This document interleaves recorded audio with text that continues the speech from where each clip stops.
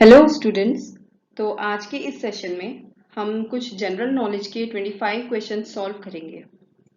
ये क्वेश्चंस बहुत तरह के एग्जाम में पूछे जाते हैं, ना केवल ग्रुप सी और ग्रुप डी बल्कि और भी जो आपके आने वाले एग्जाम्स हैं, जैसे कि यूपी ट्रिपल एससी का पीईटी एग्जाम है और भी बहुत एग्जाम्स में आपको हेल्पफुल रहेंगे। आप हमारी और भी एजुकेशनल वीडियोस देखने के लिए हमारे यूट्यूब चैनल आंकलन को सब्सक्राइब करें और इस वीडियो के ही डिस्क्रिप्शन बॉक्स में आपको एक टेलीग्राम लिंक मिलेगा, उसे आप जरूर ज्वाइन करें, जहां आपको सभी वीडियोस की पीडीएफ प्रोवाइड की जाती हैं। साथ ही आप गूगल प्ले स्टोर से आकलन ऐप को डाउनलोड करते हैं तो आपको बहुत टेस्ट सीरीज मिल जाएंगी, जिनको सॉल्व करके आप अपनी प्रैक्टिस को और भी बेहतर बना सकते हैं। So let's start today's session. Swaraj is my birth right and I shall have it. ये स्टेटमेंट किसने कहा था? स्वराज मेरा जन्म सिद्ध अधिकार है और मैं इसे लेकर ही रहूंगा। ए महात्मा गांधी, बी लाला लाजपत राय, सी सरदार पटेल या डी लोकमान्य तिलक। इसका सही ऑप्शन है डी लोकमान्य तिलक। वैसे तो इनका नाम श्री बाल गंगाधर तिलक है, पर इनको लोकमान्य तिलक भी बोला जाता है। लोकमान्य तिलक का हमारे फ्रीडम स्ट्रगल में एक बहुत ही अहम योगदान रहा है। वो एक सोशल रिफॉर्मर भी रहे हैं, फ्रीडम फाइटर भी, और एक नेशनलिस्ट लीडर भी वो रह चुके हैं। साथ ही साथ उन्होंने बहुत सब्जेक्ट्स में काफी महारत हासिल की है, जैसे कि Indian history, Sanskrit, Hindutva, maths और एस्ट्रोनॉमी। जब उन्होंने फ्रीडम स्ट्रगल के दौरान ये स्लोगन दिया था कि स्वराज मेरा जन्म सिद्ध अधिकार है और मैं इसे लेकर ही रहूंगा, इसे लाखों करोड़ों इंडियंस इंस्पायर हुए थे और उन्होंने अपना फ्रीडम स्ट्रगल में कंट्रीब्यूशन दिया था। Who was the first Viceroy of India? Bharat के प्रथम वाइसरॉय कौन थे? आपके ऑप्शंस हैं lord Canning, Warren Hasting, lord William Bentinck या फिर लॉर्ड कर्जन। इसका सही आंसर है लॉर्ड कैनिंग। सबसे पहले 1772 में first governor general of Bengal बनाए गए थे। कौन?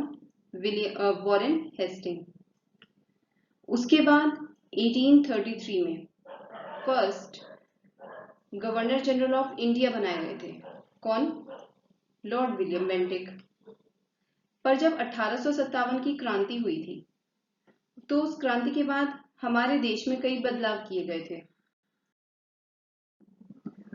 जिनमें से एक चेंज था गवर्नर जनरल की पोस्ट को बदलना, जिसको बदलकर वाइसरॉय बना दिया गया था। तो उस समय जो तत्कालीन हमारे गवर्नर जनरल थे वो थे लॉर्ड कैनिंग, इसीलिए वो पहले वाइसरॉय बन गए इंडिया के। इनमें से किस सिंधु घाटी सभ्यता में हमें एक कब्रिस्तान मिलता है जिसका नाम है R37? In which of the following Indus valley sites the cemetery R37 was found? Your options are Lothal, Mohenjodaro, Harappa और धौलावीरा। जो हड़प्पा एक जगह है, यहाँ पर बहुत सारे कब्रिस्तान मिलते हैं, कुछ भी नहीं तो कम से कम 55 जो सिमेट्रीज हैं वो हमें यहाँ पर मिलती हैं हड़प्पा में। इन कब्रिस्तानों की, या हम इन्हें बरियल साइट्स कहे, इनकी ये खासियत है कि ये न केवल एक दफनाने की जगह के तौर पर काम आती थी, बल्कि जो सामाजिक संरचना है और जो अनुक्रम हमारे समाज में चल रहा था उसको भी बहुत अच्छे से दर्शाता है।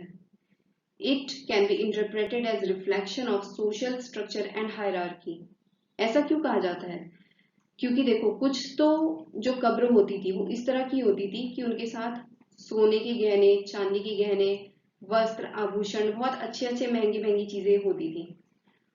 और उसी के ऑपोजिट कुछ ऐसी भी कब्र होती थी जिसमें मिट्टी के बर्तन और बहुत कम कपड़े, बहुत कम चीजें, और किसी में ये भी नहीं होता था। ये सामान रखा क्यों जाता था? माना जाता था कि जो अगला आने वाला जन्म है उसमें ये चीजें इस व्यक्ति के काम आएंगी, ऐसा एक विश्वास था। इसी के तौर पर इन चीजों को साथ में दफनाया जाता था।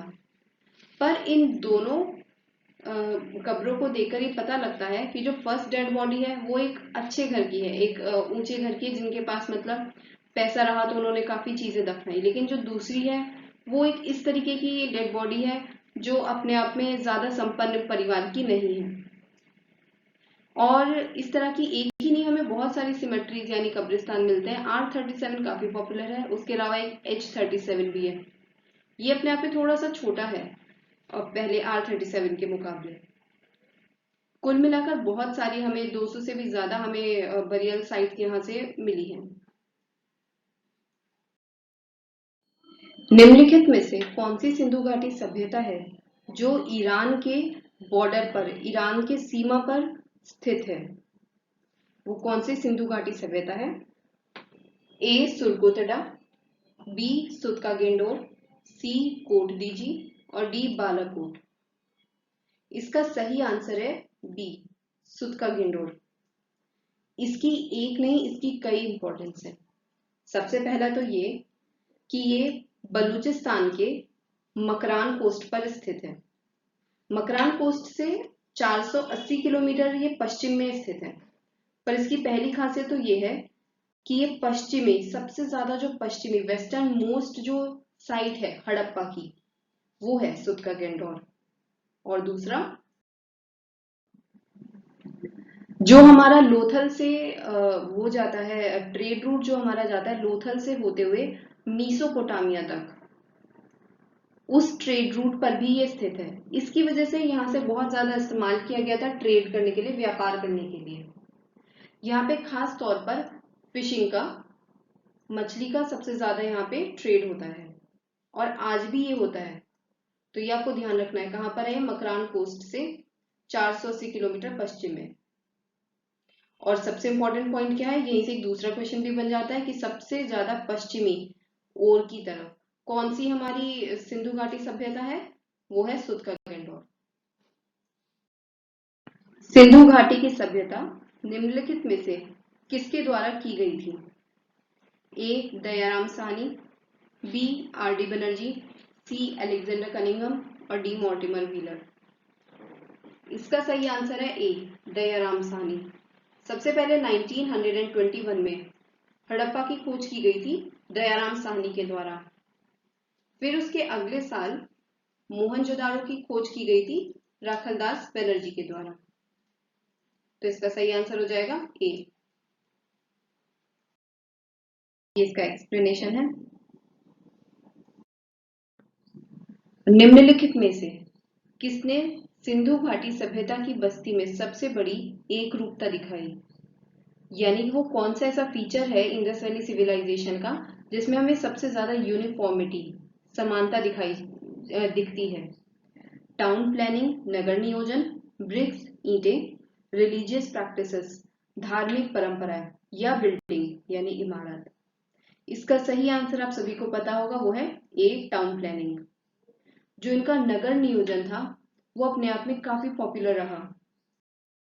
यहाँ तक कि जो और भी इसके साथ की उस समय पे सभ्यताएं हुआ करती थी मेसोपोटामिया वगैरह में, उनमें भी इतनी अच्छी टाउन प्लानिंग कहीं नहीं दिखी। और वही एक ऐसा फीचर है जिसमें सबसे ज्यादा समानता हमें दिखती है। इनकी सड़कें, इनके शहर नगर बसाने का जो तरीका था, यहाँ तक कि ईंटों का साइज भी, नाले, हर चीज इन्होंने सड़क पे जिस तरीके से निकाल रखे थे, किस तरीके से टाउन प्लान कर रखा था, उस टाइम के हिसाब से बहुत ही ज्यादा आउटस्टैंडिंग था। उस समय पे इतना एडवांस स्टेज में कहीं पे भी अर्बन डेवलपमेंट नहीं हुआ था। और एक बात, अक्सर जितनी भी जो हमारी सिंधु घाटी की सभ्यताएं हैं वो 2 पार्ट्स में डिवाइडेड है। यानी कि जो शहर का हिस्सा है उसका एक हिस्सा तो ऊंचा है, हायर माउंट है वेस्ट की तरफ यानी पश्चिम की तरफ, और एक जो हिस्सा है वो है लोअर, जो छोटी नीचे की तरफ जो निचला नगर है। यहाँ पे तो राजा या जो भी हेड होता था उस विलेज का वो रहा करता था और यहाँ पे सब आम लोग रहा करते थे। पर इसमें एक एक्सेप्शन है, ये आप जरूर नोट करें। धौलावीरा इकलौती ऐसी जगह है जो 2 नहीं बल्कि 3 पार्ट्स में डिवाइडेड थी। सभी शहर 2 हिस्सों में बटे हुए थे लेकिन धौलावीरा 3 हिस्सों में बटा हुआ था। निम्नलिखित में से कौन सी एक ग्रीन हाउस गैस नहीं है। हमें ये बताना है कौन सी नहीं है। ए carbon dioxide, B methane, C nitrous oxide या फिर डी नाइट्रोजन। तो इसका सही आंसर है डी नाइट्रोजन। हमारे एटमॉस्फेयर में जितनी भी गैसेस हैं उसका 78% तो सिर्फ नाइट्रोजन का ही है। पर नाइट्रोजन एक ऐसी गैस है जो ऊपर क्षोभ मंडल यानी ट्रोपोस्फेयर तक नहीं पहुंच पाती है, और जो वहां तक नहीं पहुंच पाती तो वो ग्रीन हाउस गैस भी नहीं बनेगी, क्योंकि ग्रीन हाउस गैस वही होती है जो ट्रोपोस्फेयर यानी क्षोभ मंडल तक पहुंच पाती है। तो इसका सही आंसर क्या है? D nitrogen. भारत में पानी के अधिकतम उपभोक्ता में निम्नलिखित उद्योगों में से कौन सा एक है, यानी इनमें से वो कौन सी इंडस्ट्री है जो सबसे ज्यादा मैक्सिमम अमाउंट में पानी को कंज्यूम करती है, पानी सबसे ज्यादा जहां पे खर्च होता है। पहला है टेक्सटाइल यानी कि कपड़ा, दूसरा है इंजीनियरिंग, तीसरा है पेपर एंड पल्प, और फिर डी है थर्मल पावर यानी कि ऊष्मा से उत्पन्न होने वाली जो बिजली होती है। तो इसका सही आंसर है डी, क्योंकि जो थर्मल पावर प्लांट होते हैं इनमें बहुत ज्यादा हमारा पानी का इस्तेमाल किया जाता है। कपड़े में तो किया ही जाता है, पेपर में भी, पर इन सब से भी कई ज्यादा इसमें इस्तेमाल होता है थर्मल पावर प्लांट में। ये जो थर्मल पावर प्लांट होते हैं ये बिजली को बनाते हैं। जो पानी डाला जाता है उस पानी को स्टीम में यानी कि ऊष्मीय ऊर्जा में इसको कन्वर्ट करते हैं, जिससे कि बिजली उत्पन्न होती है। इनमें से कौन सी वो नदी है जिसे हम दक्षिण गंगा कहते हैं? दक्षिण गंगा के नाम से किस नदी को जाना जाता है? ए कृष्णा, बी महानदी, सी गोदावरी और डी कावेरी। इसका सही आंसर है गोदावरी। गोदावरी को दक्षिण की गंगा या दक्षिण गंगा कहा जाता है। इसका कारण क्या है? इस नदी की लेंथ, इसकी लंबाई भी सबसे ज्यादा लंबी है। फिर इसका जो कैचमेंट एरिया है यानी कि कितना उसका जल ग्रह है जहाँ पे पानी इकट्ठा होता है, जो ये लाकर एक साथ जहां पर रखती है वो, और साथ ही साथ इसका जो रिवर डिस्चार्ज यानी इसका जो बहाव है, ये सभी के टर्म्स में सबसे ज्यादा जो साउथ में हमारी फ्लो होने वाली नदियां हैं उनमें गोदावरी सबसे ज्यादा है, इसीलिए इसको दक्षिण गंगा बोला जाता है। ये एक बार आप इसका एक्सप्लेनेशन पढ़ लें। मैं उम्मीद करती हूँ आपको हमारे ये क्वेश्चंस की क्वालिटी बहुत अच्छी लग रही होगी। आप इन क्वेश्चंस को साथ ही साथ सॉल्व भी कर रहे होंगे और इससे अपनी प्रिपरेशन को और भी बेहतर कर रहे होंगे। अगर आपको पसंद आता तो आप प्लीज इस वीडियो को लाइक जरूर करें और हमारे YouTube चैनल आंकलन को सब्सक्राइब करें। साथ ही गूगल प्ले स्टोर से आंकलन ऐप को डाउनलोड करें। निम्नलिखित में से कौन सी नदी भारत के क्षेत्र में उद्गम और अंत दोनों करती है, यानी कि इसमें से कौन सी वो नदी है जो ओरिजिनेट शुरू भी यहीं पर होती है और एंड भी यहीं पर होती है इंडियन टेरिटरी में? ए ब्रह्मपुत्र, बी इंडस यानी कि सिंधु, सी कोसी और डी चंबल। इसका सही आंसर है चंबल। चंबल नदी वैसे तो यमुना की सहायक नदी है, पर इसकी यही खासियत है कि ये इंडिया से ही शुरू होती है और इंडिया में ही खत्म होती है। इसीलिए ये जो गंगा का पूरा ड्रेनेज सिस्टम होता है उसमें बहुत अहम रोल प्ले करती है।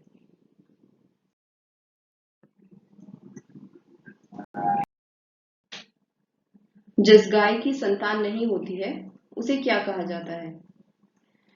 The cow which does not have had any offspring, what is it called? A. Gopos, B. Heifer, C. Lehr और D. Seef। इसका सही आंसर है बी हेफर। ये जो गाय होती है ये मेनली दूध देने के लिए रखी जाती है और ये आपको नॉर्थ अमेरिका में अगर आप जाएंगे तो वहां पर आपको सबसे ज्यादा मिलेंगी। नॉर्थ अमेरिका में अगर कोई जो भी किसान होता है तो उसके पास कुछ भी नहीं तो कम से कम 100 मिल्क काउज होती है और बहुत सारी यंग फीमेल स्टॉक भी होता है। इन्हें रिप्लेसमेंट काउ के तौर पर रखा जाता है। विश्व में उष्णकटिबंधीय वर्षावन का एकमात्र सबसे बड़ा क्षेत्र कौन सा है? Which is the single largest area of tropical rainforest in the world?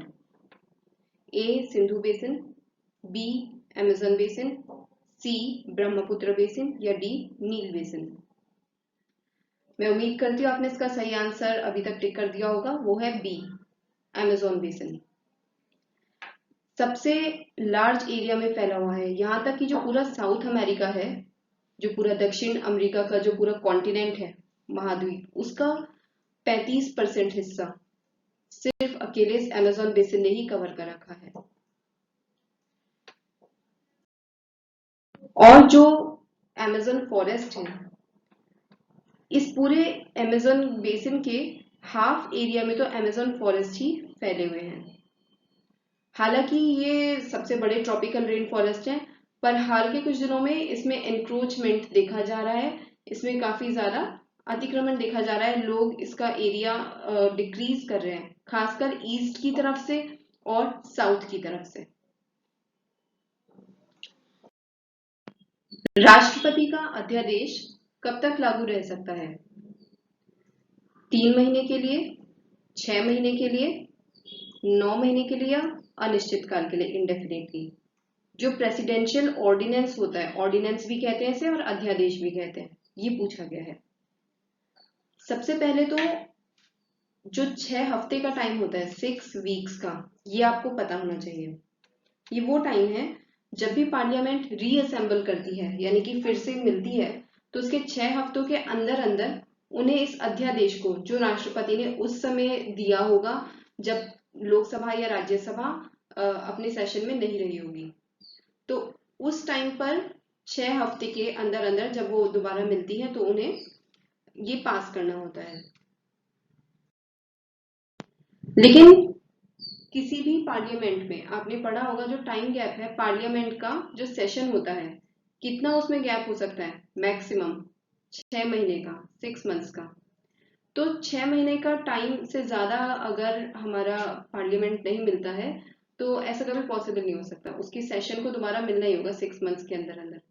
तो यही वो मैक्सिमम पीरियड है जिसके दौरान हमें अध्यादेश को लागू करना होगा। और हाँ, जो मैंने पिछले में बताया था 6 हफ्ते, अगर 6 हफ्ते तक पार्लियामेंट नहीं मिलती है, पार्लियामेंट इसको पास नहीं करती, तो 6 हफ्ते के बाद जो अध्यादेश है वो खुद ही कैंसिल हो जाएगा, उसकी कोई वैलिडिटी नहीं बचेगी। निम्नलिखित में से कौन सा रिट पिटीशन है जो स्वतंत्रता की गारंटी देता है? Which of the following writs guarantee personal freedom? A quo warranto, B prohibition यानी निषेध, सी हेबियस कॉर्पस यानी बंदी प्रत्यक्षीकरण और डी परमादेश। आपको पता होगा अक्सर जो इंडिविजुअल का केसेस होता है कि किसी भी इंडिविजुअल को डिटेन कर लिया गया है, उसे अरेस्ट कर लिया गया है, तो उस केस में हम हेबियस कॉर्पस यानी बंदी प्रत्यक्षीकरण का इस्तेमाल करते हैं। ये रिट पिटीशन कोर्ट जारी करता है, जिसके बाद जिन अथॉरिटीज ने उस कंसर्न व्यक्ति को अरेस्ट किया है उन्हें उसे छोड़ना पड़ता है। ये रिट पिटीशन ये सुनिश्चित करता है कि जिस व्यक्ति को भी अरेस्ट किया गया है, उसको कहीं जिन अथॉरिटीज ने अरेस्ट किया है उसका कोई लेजिटिमेट, उसका सही कारण तो है।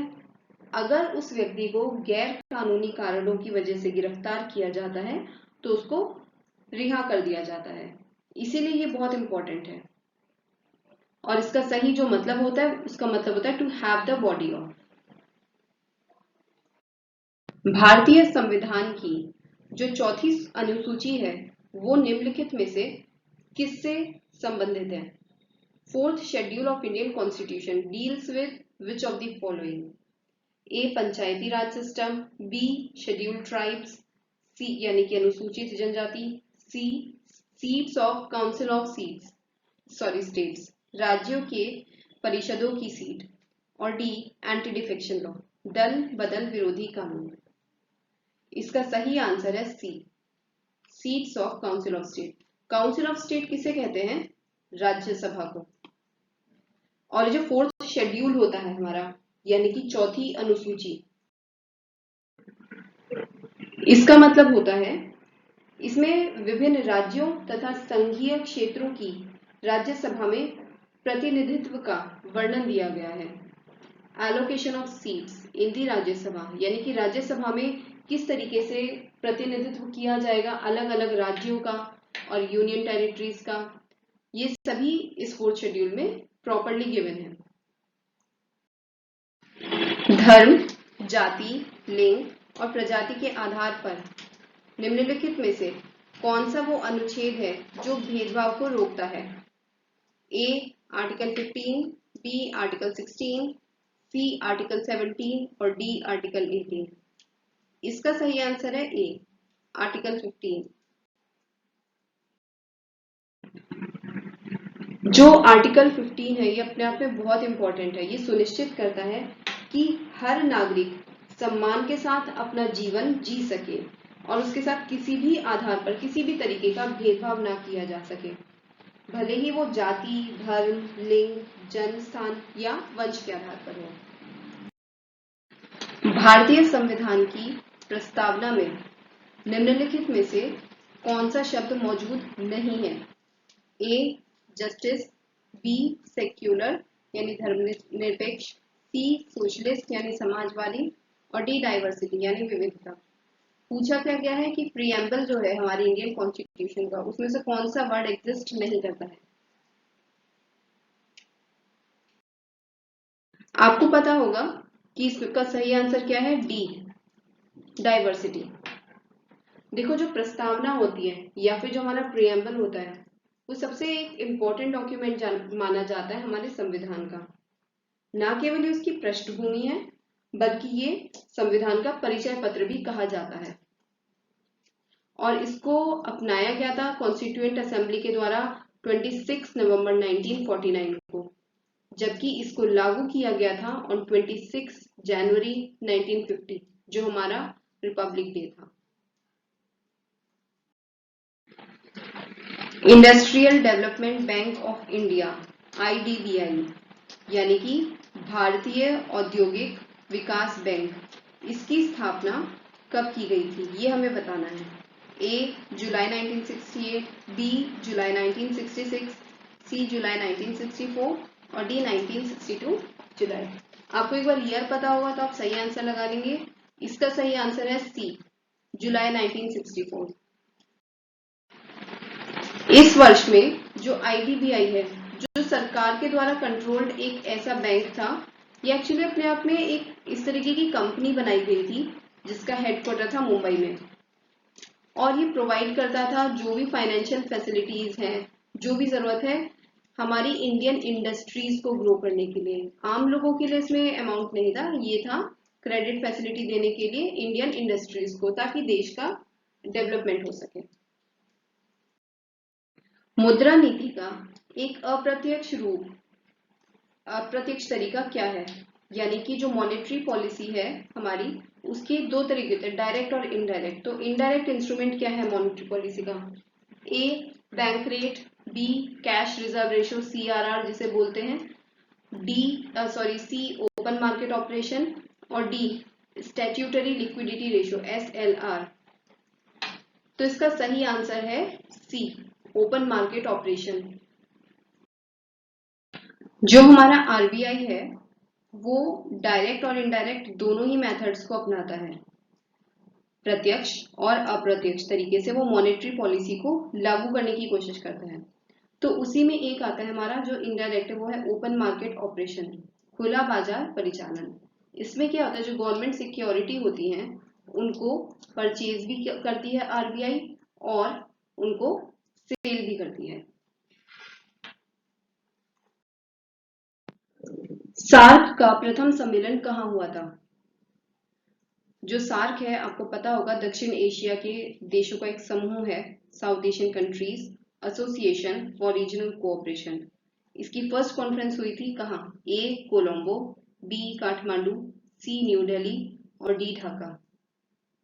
It's right answer is D Dhaka. 7 and 8 दिसंबर 1985 को फर्स्ट कॉन्फ्रेंस हुआ था ढाका में। यहाँ पर पार्ट लिया था प्रेसिडेंट ऑफ बांग्लादेश, मालदीव्स, पाकिस्तान, श्रीलंका, यहाँ तक कि king of Bhutan and Nepal है।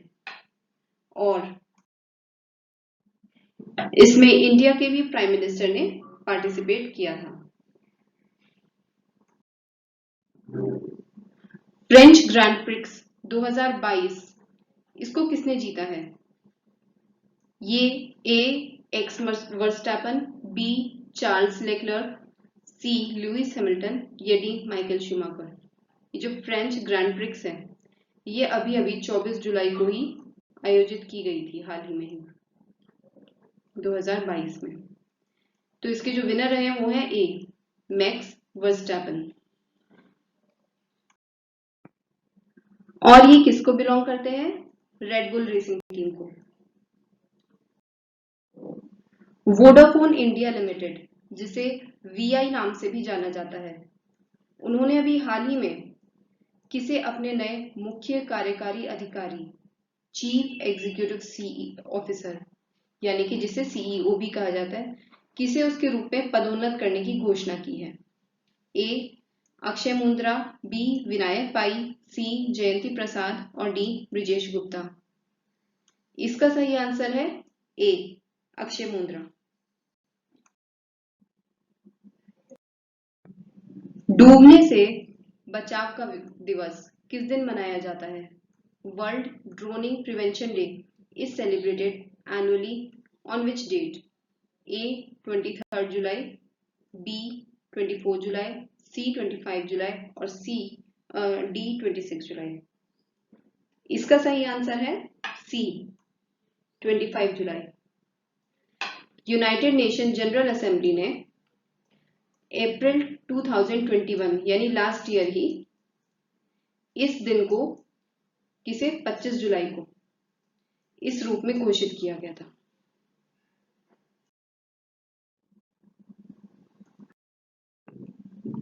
भारतीय सेना किस राज्य या केंद्र शासित प्रदेश में 23वां कारगिल विजय दिवस मना रही है?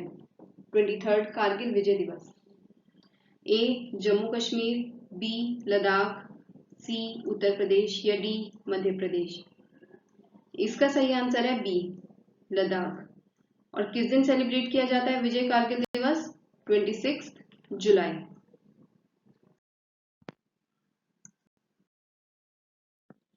चौबीस जुलाई को आयकर दिवस की कौन सी वर्षगांठ मनाई गई है? इनकम टैक्स डे की जो एनिवर्सरी है, कौन सी भी एनिवर्सरी है जो 24 जुलाई को सेलिब्रेट की? ए 160, बी 163, सी 165 एंड डी 168। इसका करेक्ट आंसर है बी 163rd। ये किसके द्वारा मनाई जाती है? CBDT, central board of direct taxes के द्वारा ये सेलिब्रेट की जाती है। मैं उम्मीद करती हूँ आपको आज का सेशन बहुत पसंद आया होगा। आज हमने 25 जीके के क्वेश्चंस डिस्कस करे हैं। इसी तरीके के और भी क्वेश्चंस मैं लेकर आऊंगी। अगर आपको वीडियो पसंद आई है तो आप प्लीज़ इसे लाइक ज़रूर करें और हमारे आकलन यूट्यूब चैनल को सब्सक्राइब करें और गूगल प्ले स्टोर से आप आकलन ऐप को डाउनलोड करें। Thank you.